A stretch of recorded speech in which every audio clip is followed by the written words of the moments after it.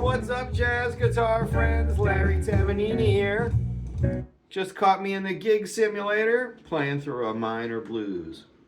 You know, I've gotten a lot of requests from some students and from the YouTube channel on some thoughts on how to play through a minor blues and what's the biggest difference between a minor blues and a major blues. Now, if you've been playing guitar for a little bit and you've been in blues bands, you know, the difference between major and minor blues is basically major blues is Stormy Monday, minor blues is Thrill Is Gone, right? Now, what does that mean other than, well, I know the first chord is major or versus the first chord is minor, right? So that's a big start. The biggest difference you're going to have to make an adjustment to if you're used to playing major blues when you're playing a minor blues is that the turnaround is different. You're going 1 to 4. In this case, let's just go back down to G, because I was just in A flat. I was playing a Lee Morgan tune called Party Time. But we're going to move this down to G, because it's a bit more of a guitar-friendly key, right? 1. Now, I love the blues, 2, right? 3, 4. So the great thing about playing through this blues is like, yeah, we can play one scale the whole time, right? I can get away with playing, you know, if you have a decent ear and can phrase,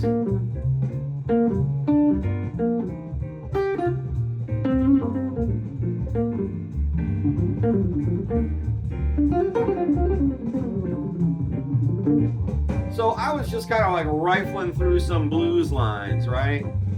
But I'm sure like I was when I was younger, you get to a point where you're like, well, I'm really not playing anything. You know, I'm just kind of like playing these ideas, but I'm not aiming for it. Like you get stuck in a box, right? You know.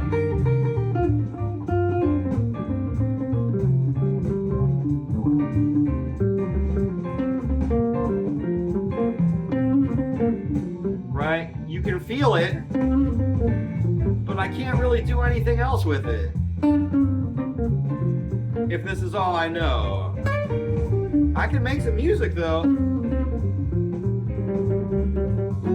Alright, so our first step, right, is going to be to identify what's going on with this turnaround, right?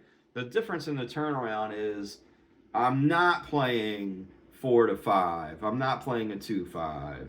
I'm playing a flat 6 to 5 to 1. That can be a really big difference, right? Now, and you're saying to yourself, well, wait a second. I'm playing like G pentatonic and G blues, right? I got G, B flat, C, D, sometimes D flat, F, and G. There's no E flat in there. So therein is the first big color change that you're going to get when you're dealing with this, okay? You know that the turnaround that you're playing has a root note that's not contained in any of the scales. I know that this is going to go somewhere. I know it's going to resolve here. And again, if you've been playing for a while and you're maybe even in a good band, you can kind of give the illusion that you know what's happening.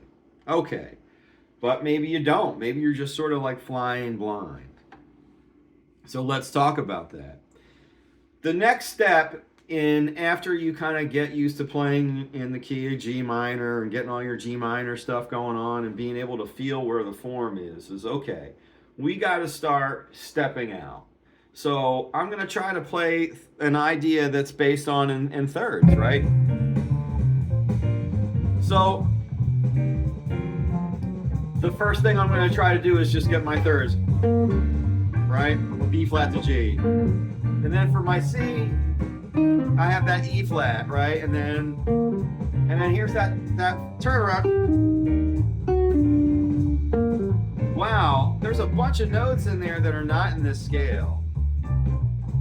So maybe I'm just going to try to play the first 5 notes.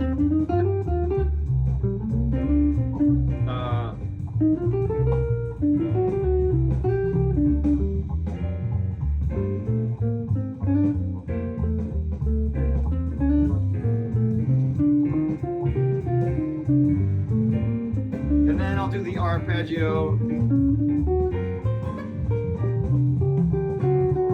Okay, so now that I'm just using that third, I can really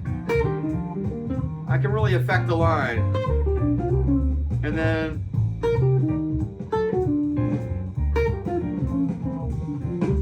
just the idea of just adding that third over the E flat over the C is going to really change how you negotiate this whole blues form, right? Because now I know that I can really aim for that one note that's going to step me out of the blues idea.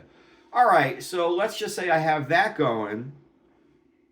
Now what I want to do is I want to try to play some more stuff. I hear people talking about 2/5s. How can I implement a 2/5 idea? Well, before you get to 2, you just want to start by getting the idea of that 5 chord, right? And in this case, that's going to be this D altered. Now you'll notice I didn't play like a D here, like a happy D or a D13. And I played it like this because over a minor blues, right? Like you need that dominant chord to pull a little bit more. That's another big difference between a major blues and a minor blues. Like if you're playing a major blues and you get to the turnaround, even if it's a 5/4-1, you're not gonna play like something like this, you know. You're not gonna play that idea.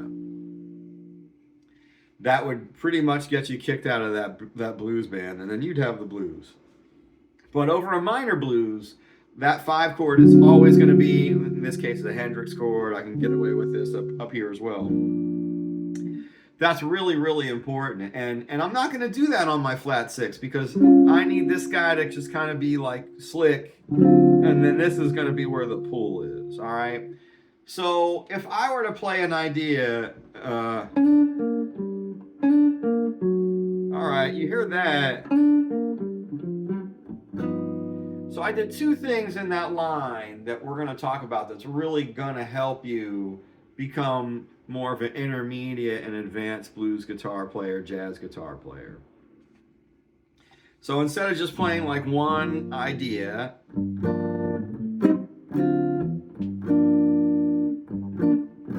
so the chords that I ended up playing over is I have this G minor, I have a 2/5 of that G minor, back to my G, right?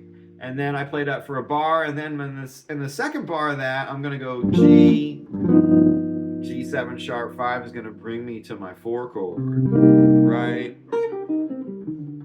Now, that whole thing is gonna happen again once I get here. These are gonna be some chords where I can really get some cool ideas happening. All right, so let's just try that, how it sounds in relation. Right?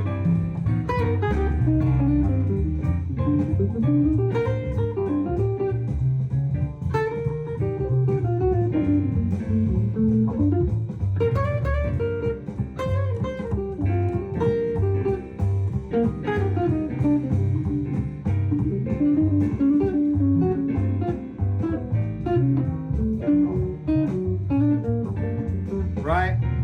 You heard that little F sharp idea. And then the G7, right? How about this?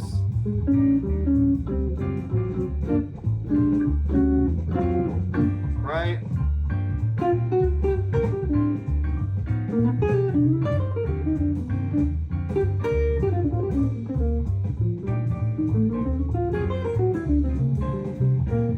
Right there, I ended up playing like a whole tone idea. It's pretty cool, right? So again, these are some things that are really going to make your blues playing sound hipper, right? Because so many students I've had, they're like, I want to play the blues, but I'm stuck in a pentatonic box. Okay, so if I'm playing a minor blues, you can use that pentatonic box. Some people think that you just want to, it's like a complete like demolition or a tear down.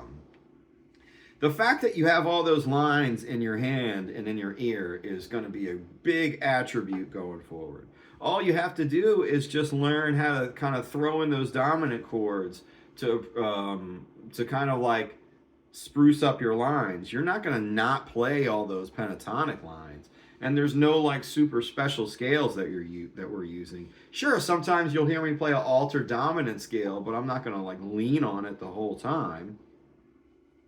All right, so the idea of just like getting used to playing the thirds of the chords is a big, big step up.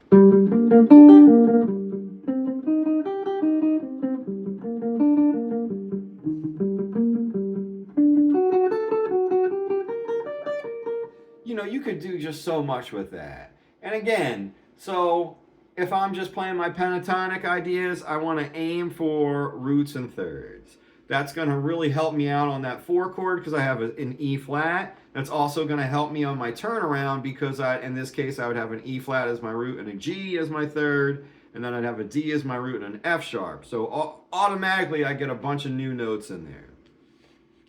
The next step is going to be like, let's try to like superimpose and supercharge some of those dominant chords, right?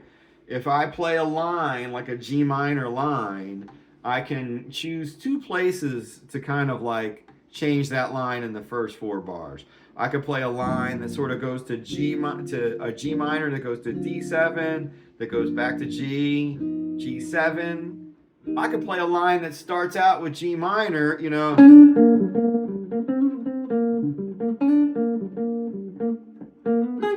That's one that I was doing a lot. Right? You kind of hear.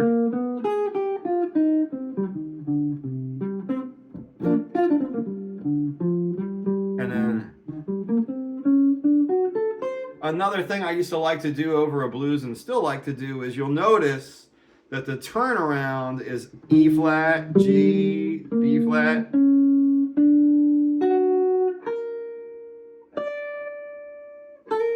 If I did that, I kind of like, instead of going, I ended up going. So you want to get a line that kind of like goes out of that octave. It sounds a little cooler. And I just stacked an E flat on top of a D. And then I resolve back, right? Nothing too crazy there at all. Really simple ideas. Again, just trying to kind of like bring out those dominant chords. And again, when you're playing through a blues and you're just trying to get some new ideas, these are the kind of things you want to shoot for, just targeting the ideas. So again, big difference between a major blues and a minor blues is my turnaround. It's not a 5-4. It's not a 2-5 turnaround. It is a flat 6 to 5 turnaround. Big difference, right? And a cool thing about a minor blues is I can kind of like charge up and alter those dominant chords in a couple more places than I can over a regular major blues. All right, jazz guitar friends, if you made it this far, thanks so much. Appreciate you hanging out. Minor blues, it's the thing to do. Great thing to play on guitar too. And you know, so many sets are like an hour and change long. Why wouldn't you want to do like a major blues and a minor blues during a set, right? Make it easy for everybody. The blues is such a universal language too, especially for guitar players. All right, guys, thanks for hanging. Bebop.